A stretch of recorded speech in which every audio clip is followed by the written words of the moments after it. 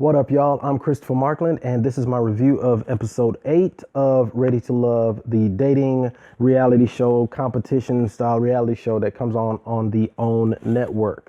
So be sure to like this video, make sure to leave any comments, let me know what you think, but let's dig into the episode.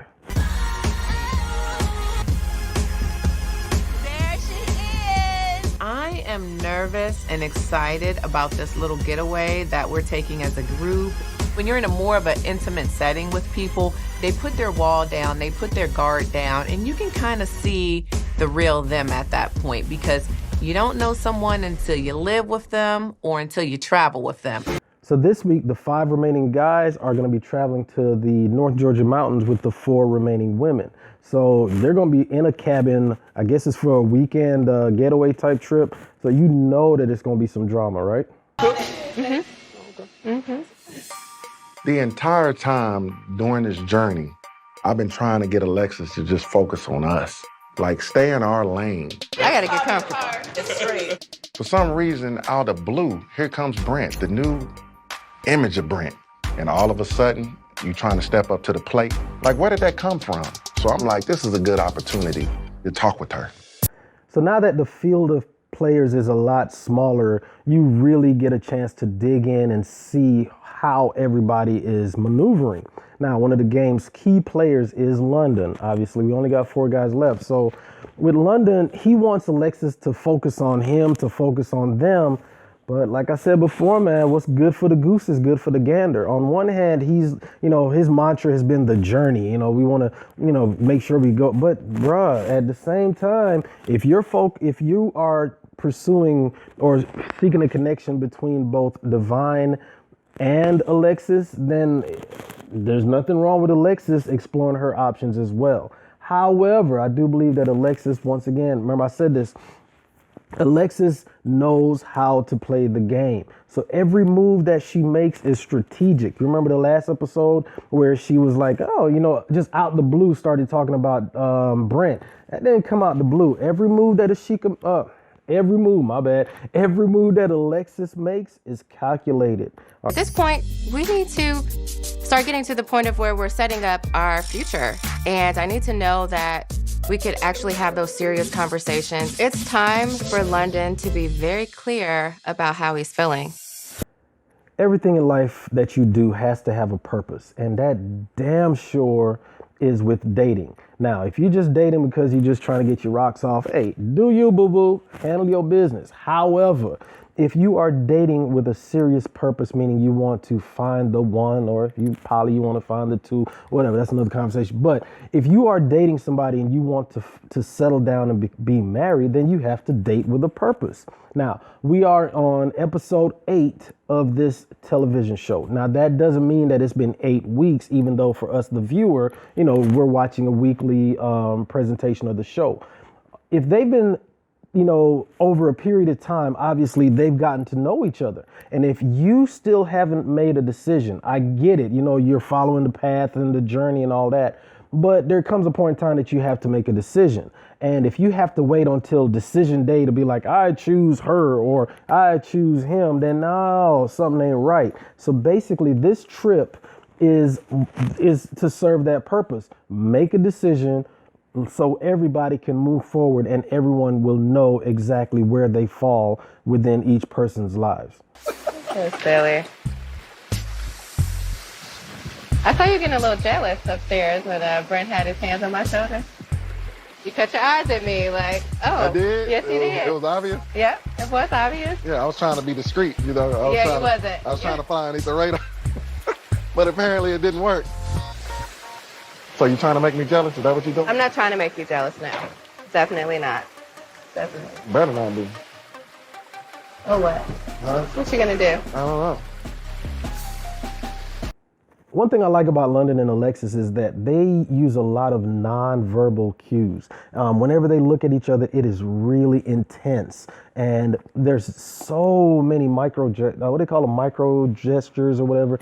I ain't no psychologist. I just like people watching. But if you look, they're moving. With Alexis, she rolled her eyes. And London, his smile is fixed. So I'm not even sure, it's very, very intense with how they look at each other.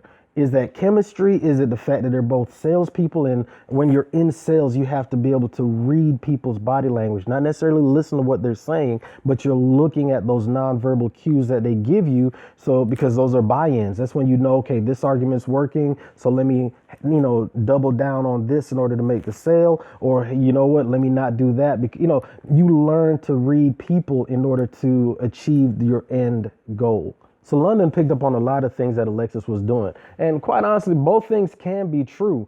Yes, Alexis does have a connection to Brent. Sure. Did she try to make London jealous? Hell yeah, I believe so. Because I think she tried it with Carrie, but we're going to talk about that in a little later on in the video. But both things are true. Darren, let me ask you, how you feeling? I mean, I'm feeling real good, honestly, at this point. Clearly, me and Ashima got a thing going on. You know what I mean? One thing I like about all of the fellas on the show is that they have been 100 from the jump.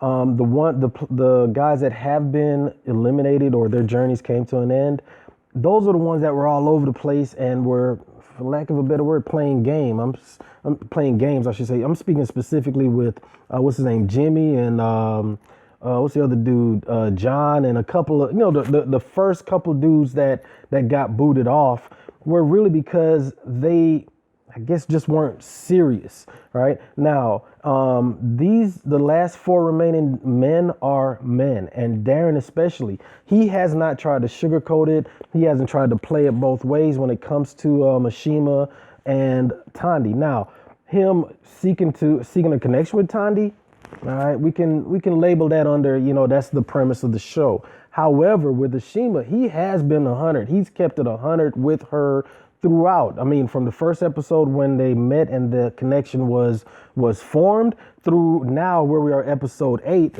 nothing's really changed. He's told her straight up, hey, I'm feeling you. We got a connection. He's also told her straight up that, hey, I'm just seeking a connection or see what's going on with Tandy as well. Now, from Ashima's viewpoint, okay, we can see where she's coming from, but you cannot say that Darren, Brent, Mario, or London have been trying to be real slimy or shady with how they move. Go with the butt thing again. Okay, so you're And that's saying what I mean no. with that playing it safe card, Darren. Playing what safe? I don't understand what you're saying. You saying one thing, but then you like, but I. Ain't no but I. So it sounds to me like you have a specific way that you like things said, right? And you And want I me have to a say it specific way that I move. Right, and that's you, baby. So stay in your lane. I don't tell you nothing about how to move. Let me stay in mine and just be me. Man, she asked for that. I get where she's coming from, but he's right. She hasn't told him, or better yet, he hasn't told her how she should move or who she should date or, stop talking to this person or, that kind of thing. So she should stay in her lane when it comes to telling him, you playing the field, whatever, because once again, that's the premise of the show. Like I said, I understand her feelings and I'm not saying that it's right, but it's also the show that she signed up to go on. It's not easy if you know that you're feeling somebody and you're seeing them talking to somebody else. Yeah, it's difficult. However, that's the show that they're on and he's right. Stay in your lane. We are now at that point where if you don't figure it out by tonight. This is a trip of clarity. Yeah. I shouldn't have to question that clarity. And then when I do bring it up, don't make it seem like I'm tripping. How does that make you feel? I don't know. I Be ain't like honest. it. How does it make you feel? Okay, it hurt my feelings. It did. Just say it. It hurt my feelings. It's okay. Yeah, this trip was all about clarity. In other words, knowing where you stand, where the other person stands, and how you're going to move forward. That, to me, was really the purpose of this trip. And Ashima, all relationships, all negative things, all arguments, whatever, basically boil down to somebody's feelings being hurt. We're in that situation with that person because we care about them. And if they do something that hurts us, that affects us, yeah, it hurts our feelings. Now, how you voice it and then how you remedy the situation, that takes maturity, and it also takes honest communication, which is what we're seeing between Ashima and Darren as they work through the issue of Ashima's feelings being hurt. It's a certain way I don't like to feel. Yeah. So instead of me feeling that way, Alexis, I cut it off. I don't want to be vulnerable like that, because in the past when I have, to me, it feels like I show a sign of weakness. And I am that woman. I don't ever want to show weakness. Beforehand, with my therapist, she says that no matter where you go, there you are.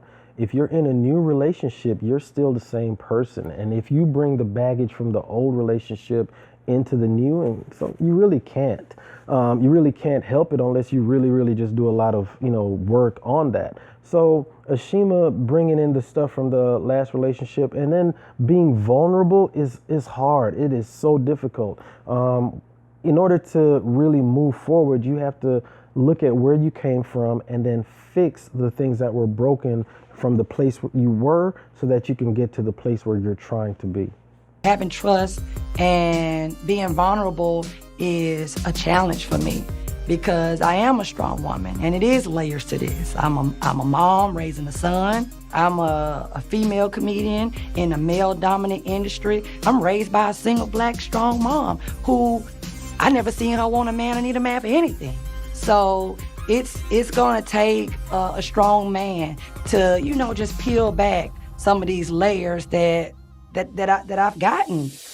We protect ourselves so that we never get hurt again. I mean, if you get, think of a boxer. If that dude come and hit you hard upside the head with a right, guess what? You're going to put your guard up so that way you don't get hit with another right hook or whatever, right? You protect yourself. So just like a boxer protects their face or their body during the competition, when you're dating, with love and relationships, you protect your heart. You see the big old heart, y'all see it? But anyway, you protect your heart. So what you do is, you put up your guard and, you make sure that the person doesn't get too close so that way they can hit you with that body blow and break your heart. You're very careful of that because that's sadly what relationships do.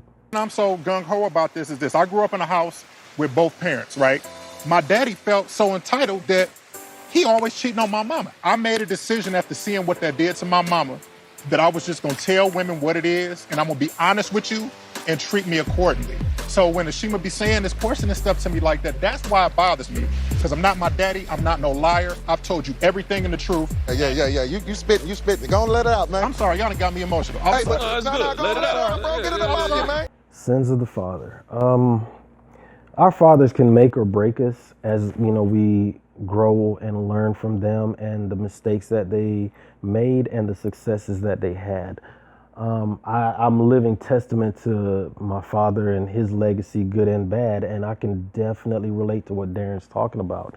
When you see your father, that's, the man you're supposed to be looking up to, if you see him moving shady, as Darren alluded to, where he saw his father cheating on his mother, you can either do one or two things. You can either follow in your father's footsteps, meaning you start acting and moving the same way, or you do what Darren said is just the opposite. I'm not going to cheat, I'm not going to be a cheater. I'm going to be straight up. I'm going to tell you this is this, black is black, white is white, and how you react off of the truths that I'm telling you is up to you, but I'm not going to lie to you and I'm not going to cheat. So I got much respect for Darren for saying that and also for behaving the way that he did, because if you know better, you do better. And this is exactly what Darren is doing. Like I said, I'm no in-between kind of person, but no friend and associate kind of stuff. Yeah, there's definitely Either a difference. I rock with you, I don't. There's definitely a difference. I don't Everybody can't do that. be your friend.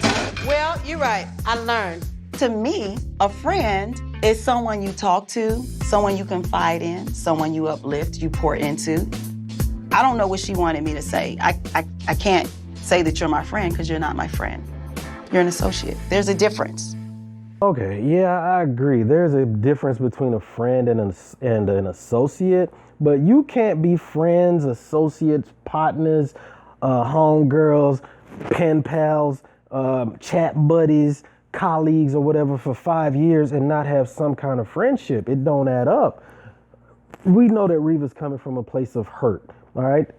It hurts. I mean, you're there on a journey, somebody that you feel and you have an attraction to, and you see your friend / associate, you see them, capturing that other person's attention. So it hurts. So right now, we know that Reva's just lashing out, and that's all there is to it. A minute, let me say this. So her and Divine just met. She said this is her friend, and I'm an associate.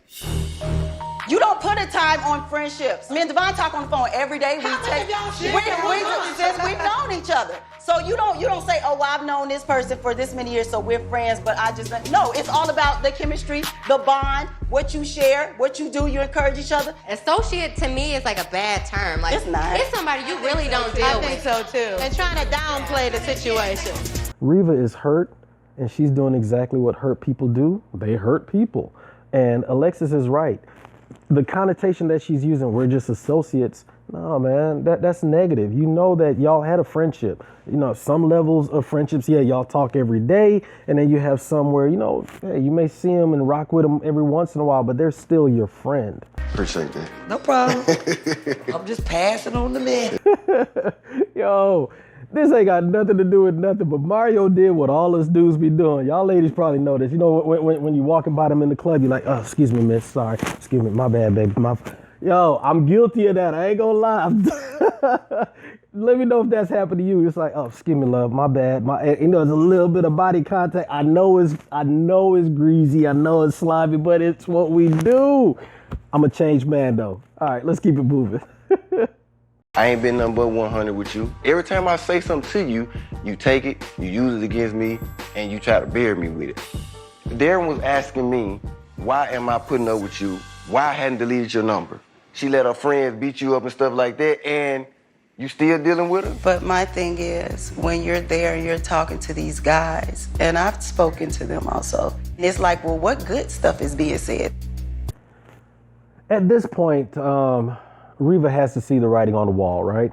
And also Mario has told her straight up, hey, I need you to be more open with me. When at the episode where he met with her friends, he told her friends, hey, I'm digging her. I like this quality about her, this characteristic, but she needs to open up with me. And behind closed doors, when all the guys are together at the cigar bar, he said the same thing. So it's not like he's saying one thing to her face, said something different to her friends, and then said something different to the dude. He's saying the same thing. So at this point, Reva has to know that, you know what? There's nothing else I can do. But then when I tell you how I feel about you. Yeah, you tell me, but I don't see it. I don't feel it. Neither does anyone else. I don't care about nobody else feeling. Only you gotta feel the Reva. That's the problem. I don't. And I told you that. Mario has told her on several occasions that there is a connection, you know, that he's feeling with her. But he's also said, hey, your walls are up. I need you to, you know, just drop them down some so we can really get to know each other. So that way I can really see that, you know, yeah, I'm feeling Tandy, but who knows? There's probably something there, but I just don't know.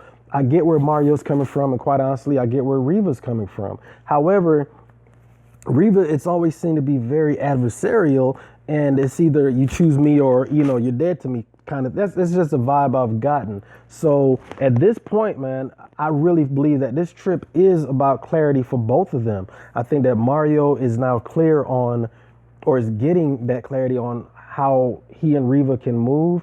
And Reva, I believe, sees now clearly that there really isn't going to be anything between the both of them. I had a conversation with Reva. You okay? I'm fine. Because I know how you are about friends. And for her to say that, I know it bothers you. You know, I feel like the friendship is only being downplayed because a man is involved.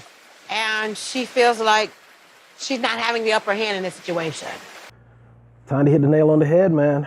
Reva wants to win.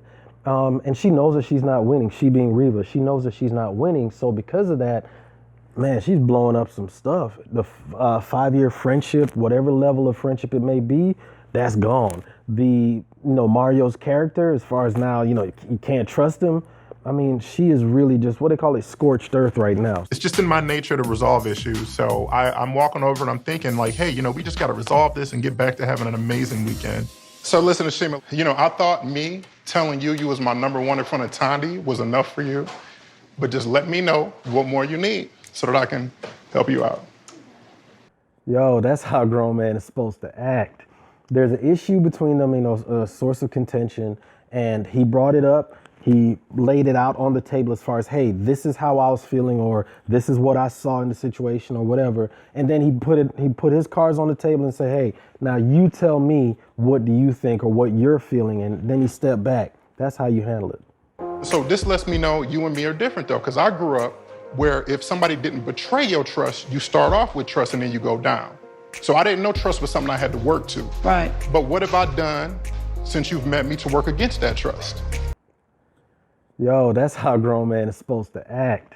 There's an issue between them, a source of contention, and he brought it up. He laid it out on the table as far as, hey, this is how I was feeling, or this is what I saw in the situation, or whatever. And then he put his cards on the table and said, hey, now you tell me, what do you think, or what you're feeling? And then he stepped back. That's how you handle it. Oh, y'all see Alexis in the back? That's something that she has wanted from jump. Remember, in fact, I think all women do. Ladies, let me know. Fellas, let me know if this is how you move. A man to step up, be like, hey, this is how I feel. This is what I'm thinking. Remember, that's something that she's asked of everybody, from Carrie when it comes to having children, from London when as it comes to making a decision, to Jimmy when she was like, hey, traveling or whatever. She wants somebody to say, hey, it's going to be this, or this is how I'm feeling, not the, moving all over the places. Just be a man about it, basically. So this lets me know you and me are different, though, because I grew up where if somebody didn't betray your trust, you start off with trust and then you go down. So I didn't know trust was something I had to work to. Right. But what have I done since you've met me to work against that trust? I definitely feel what Darren is saying.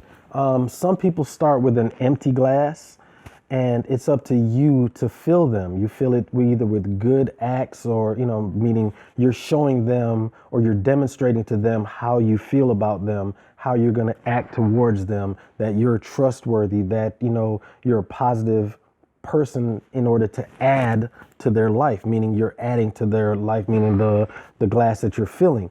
Some people start with a full glass and they give it to you, and it's up to you to balance it, to make sure that you don't spill out the contents by losing some of their trust, by misunderstanding, understandings of things that they're saying, by abusing the bond of trust and love and respect that they've trusted you with. So you start full, and every time you make a move, the glass shakes, some of that liquid spills out. People start differently, but how you end up is, at the end of the day, is going to be dictated by how you move within their life. Now, if they don't know how you are, if they don't know if you're a full glass or an empty glass, then they have no way of operating. Now, don't get me wrong, people shouldn't be mind readers either. You should be who you are. However, if you're not communicating with them that, hey, I feel a certain way because of this, or hey, I don't like how you said that, if they don't know, if you're not giving them, if you're just saying, okay, I'm gonna be quiet, I'm gonna give them the rope to hang themselves, that's not fair to them. I'm gonna be real. I told you that my daddy cheated on my mama, and that's why I'm honest to women and tell the truth. It may be the whole reality show editing thing, but how can they be having conversations where Darren is talking about his father and the relationship that he saw his father and his mother have, where his father was cheating on his mother, and how that affected Darren? If they're having those kind of conversations, but he ain't bring up his damn dogs, I ain't really getting that. Because if his dogs are his family, okay, he said he has his son, and as a father of a 15-year-old boy, whew, I pray for you, Darren. But if you know that your son and your dogs and your life as it is right now, if those are the key, critical, crucial components of your life, how is it that Ashima didn't know about that and the dynamic that those dogs played in your life, so that when she showed up at your house, it was like a complete surprise? But yet and still, he's referencing conversations with his dad or about his dad. I don't know. I'm happy you opened up and said that. You want to get played, yeah. I don't. I can't get played by no mohawk. Oh, now you gonna talk that. Girl, can I get a Hennessy, please? I love how the conversation ended with Mashima cracking jokes. She is a comedian, that's what she does. But if you have a tense situation like that, it's good for one person to crack the ice and to bring it down a little bit. For instance, compare how the conversation between Riva and Mario ended. Of course, that was a whole different conversation. It was much more intense, and I don't think there was a positive ending that could have come from that outside of Mario saying, you know what, I'm gonna leave Tandy and be with you. But I still don't think that would have changed how Riva feels. But my point is, whenever you have a tough, intense conversation where, feelings are being shared, and when somebody, cracks a joke or whatever, it brings it down and it makes the tension dissipate. So I find out that Miss Alexis does not know how to play spades. So I definitely wanted to teach her because, you know, if you're gonna be my partner, you gotta know what you're doing. You know, I don't play when it comes to spades. It's a perfect time for us to try to enjoy each other's company and really spend some time bonding with her over something that I enjoy and hopefully she would enjoy as well. My name is Christopher, and I am a barely functioning spades player. I admit it, it just ain't my thing. I can play, don't get me wrong, but people, it's not that drastic to me. However, what I do like, and we spoke about this a couple weeks ago when Carrie took Alexis out bowling. If you do something with somebody and you bring them into your world, in this case, Brent was teaching her how to play spades because he's like, yo, you know, you can't be my partner if you don't know how to play. I mean, obviously you want your partner to be there with you, but he brought her into his world and was teaching her the game, just like Carrie was like, hey, I'm a bowler, because remember, Carrie had that luggage with the balls in it. So if you bring somebody into your space, that allows them to learn more about you. You're able to share with them something that you enjoy doing, and that does nothing but bring y'all closer together. So I guess the bigger question is how you feel about me and you. Oh, very, very direct. Honestly speaking, I think we're in a great place. Okay. I'm finally seeing a different side of you that I haven't seen before. Okay. I'm excited to see you enjoying yourself.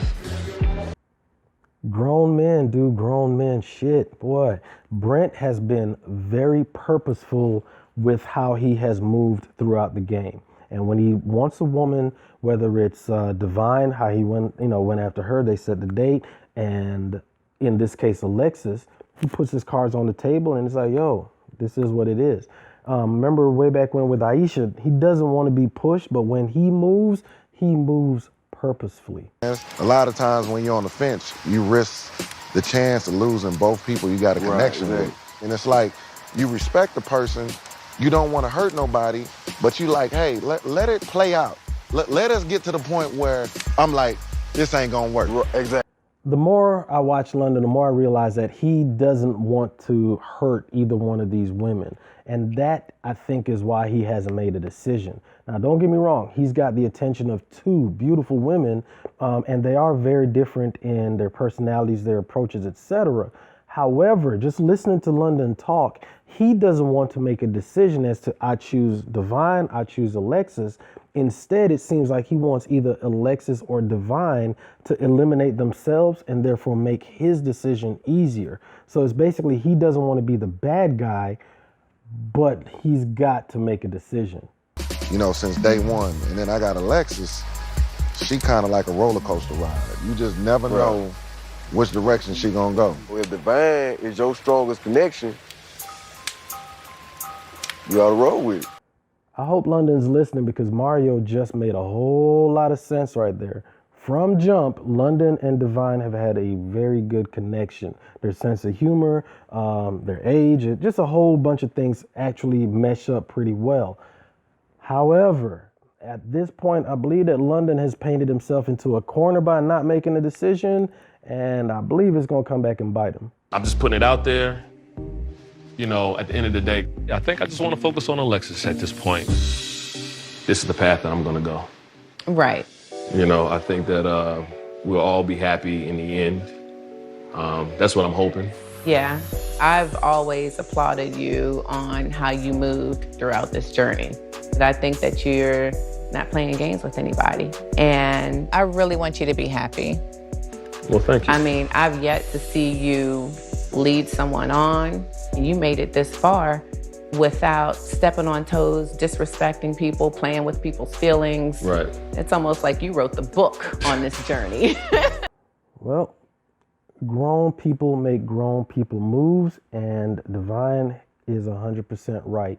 Brent has made his moves like a grown man. He hasn't been wishy-washy. He hasn't tried to play everything. Whenever he's made a move, it has been calculated and it has been precise. When he went up with Divine, it was a move that's like, hey, let's do this. And with Alexis, it's like, hey, how do you think about us? And now coming to Divine and be like, hey, I'm not going to BS you around. I'm feeling Alexis. That's the direction I want to go. You can't help but respect that. And you see how Divine handled it as well. She's definitely a mature woman and comfortable in that, yeah, you know what?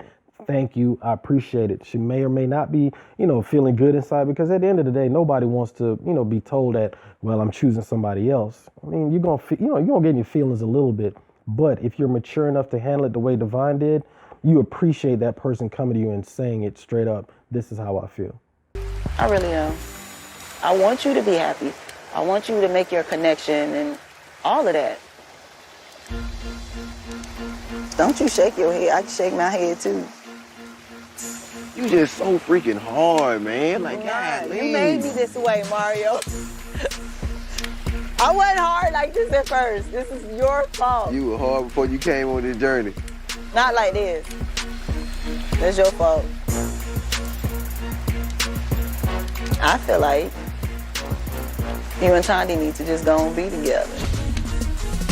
So things are really starting to clear up now, especially between Reva and Mario.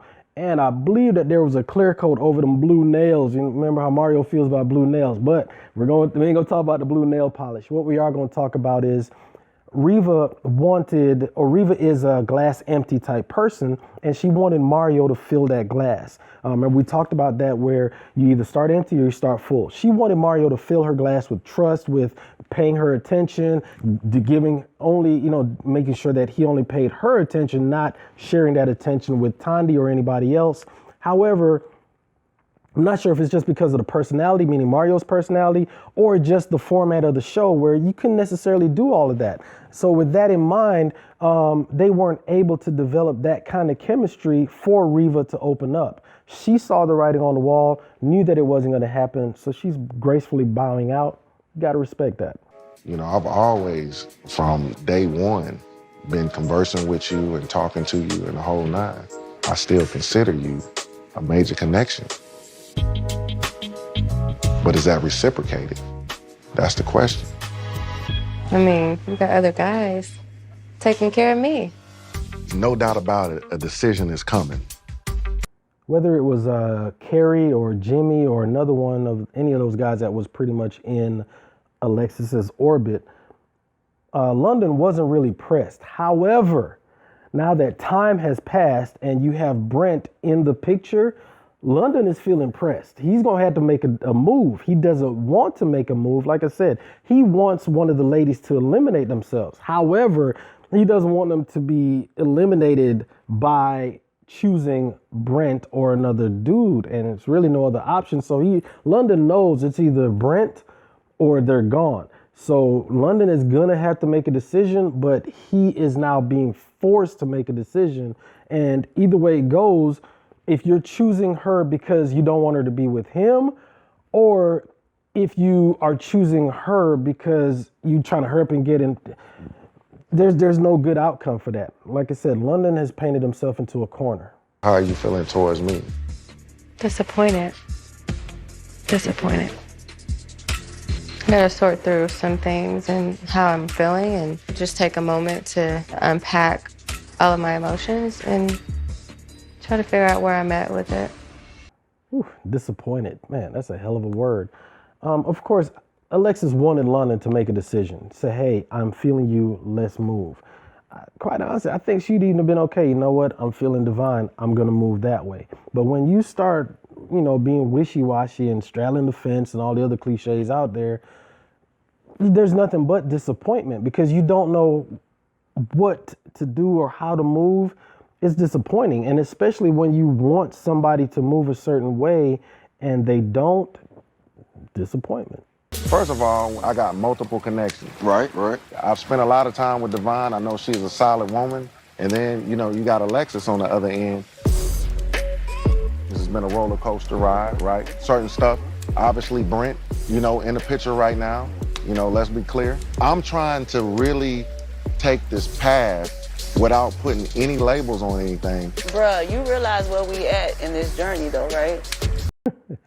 Nothing good ever comes from a woman calling you bruh. I get it. London is doing the journey and the process and all that. But at this point, it all sounds like a cop-out. That, and they're all telling him, hey man, at this point in the journey, if you don't know then there's a problem. And once again, I believe London has painted himself into a corner by not making a decision sooner. Let's take a walk.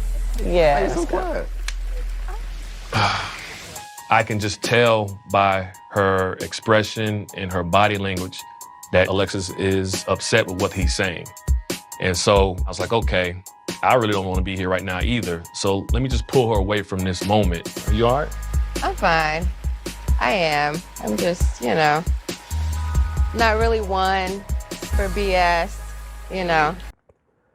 It's a smart move by Brent. I like that. He pulled her aside, one, because her body language, nothing good was coming to that, but also by moving her away from the group, that gives him a chance to talk to her one-on-one, to see where her head's at, to see just, how she's feeling as far as dealing with London, and also to see how she's feeling regarding him. Sick and tired of grown mother not being able to make up their goddamn mind, for real. I'm about to make up a mind for mother. That's what I'm about to do. Well, damn. Say it with your chest, Divine. Woo! What a mother. Oh, shit, that's what I'm talking about. I love it. All right. All of this that you see right there is not what London's doing. It's what Brent did. Brent came up like a grown man and has basically said to Alexis, this is this. He then went to Divine like a grown man and said, this is this.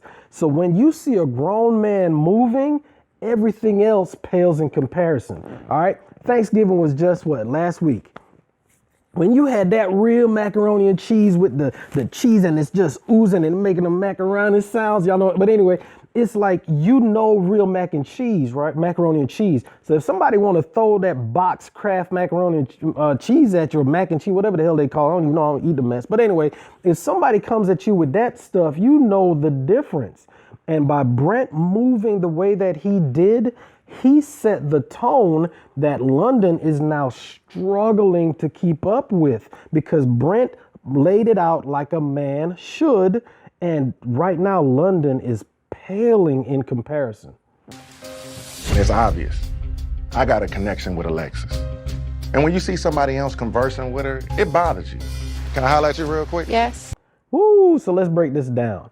The first thing is, London came up and was like, yo, can I ask you a question? How quick and how loud was the Yes? That right there, y'all, speaks volumes. He didn't even get it out of his mouth good before Alexis said yes. The reason why is she wants him to do what he is doing, which is come after her and be like, yo, I want you. She moved the needle a little bit, but we're going to touch on that one in a second, though. I ain't done talking to her yet, brother. Let me just holler real quick. So let's look at how Reva broke into the conversation. Remember when Reva walked up and London and Mario were talking? Remember how Reva did this? What's up with it, Ma? Can I get a second, please? I want to talk to Mario. Okay, yeah, hey. Ooh. Let's go way back to episode 1. Remember when Chica walked up to London and did this? Yo, I'm gonna give you Divine right here. We're gonna go there, and you're gonna let me come here then. We're gonna rotate. What do you mean rotate? No, I'm missing. Anyway, those are just examples of the complete opposite and the right way to approach somebody, which is completely what London did not do in this case. So I see Brent, but I'm like, where did he come from? I'm like, is this your bodyguard? Is this your poodle? Brent was there because London gave him the opportunity to be there. Like if London had said, hey, Alexis, it's me and you, then, there would have been no Brent for him to move in, unless Brent was just a slimy dude to try and sneak in. And everything that we've seen with Brent so far shows that he's not that dude. Also, if London had been like, hey, I'm going to go with Divine and been focused on Divine, there wouldn't have been no him and Alexis. So the question that London is saying, hey, where did Brent come from? Brent came through the opening that you put in place because you didn't make a decision, or because he didn't make a decision one way or the other. Bro. London interrupts us. I take that as direct disrespect. And those who know me that I can go 0 to 100 real quick. Come on, Brent, it ain't that serious, bro. I'm talking though, bro. I know. I just came up and I just asked her a question, bro. Come on now, man. We ain't got to go there, bro. I'm not trying to go there. Okay. Real. Just don't disrespect me, bro. That's all. So how London came in was, It was definitely on some disrespectful stuff, but it was also on a few power plays as well. There were some power moves that London was making. First of all, the way he came in, he basically was making sure that Alexis saw that he was the alpha to Brent. Because remember, he didn't even talk to Brent. He didn't acknowledge Brent. He's like, hey, let me holler at you for a second. That's basically saying, bro, I ain't even worried about you. Miss Lady, you come holler at me. Also, and if you notice, London had his hand on Alexis's shoulder.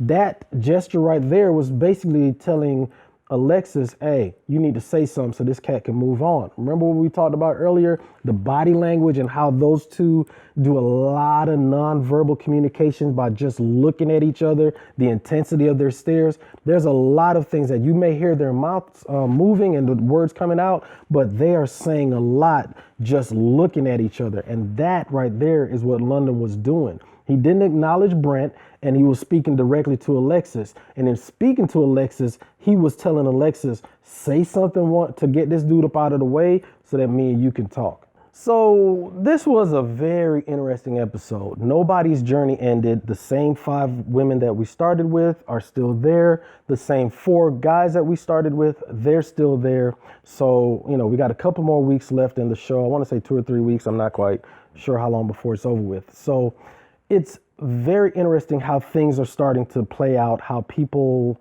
the decisions and the couples, if you will, are now super clear if they weren't already before. So I'm really looking forward to next week. The previews look pretty interesting as they always do.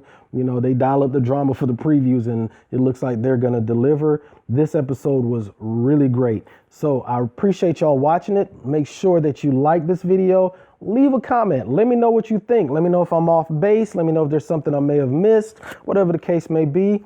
And make sure you subscribe to this channel.